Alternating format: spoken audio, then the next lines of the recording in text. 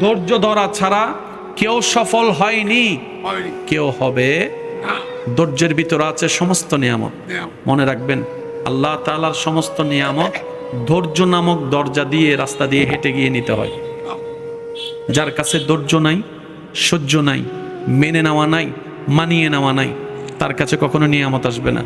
এই ক্ষেত্রে আমাদের অনেকের মনের একটা চাপা প্রশ্ন থাকে, জানতে চাওয়া যে ধৈর্য তো অনেক ধরেছি, আর কত ধৈর্য ধরবো? সহ্য তো অনেক করেছি, আর কত সহ্য করব? হাজার দিকে উত্তর না গিয়ে একটা উত্তর দেওয়ার চেষ্টা করি, মাথায় এবং মনে বসিয়ে রাখবেন যদি ভালো লাগে। ধৈর্য ততক্ষণ ধরবো যতক্ষণ আমাদের রব খুশি না হয়। সুবহানাল্লাহ। যতক্ষণ রব খুশি না হবে ততক্ষণ ধৈর্য, ততদিন ধৈর্য, তত মাস ধৈর্য, তত বছর ধৈর্য। কারণ আল্লাহ তাআলা জানেন কখন নিয়ামত দিলে আমাদের জন্য ভালো হবে, এটা আল্লাহই ভালো জানে। ওই হুকুম আসা পর্যন্ত অপেক্ষা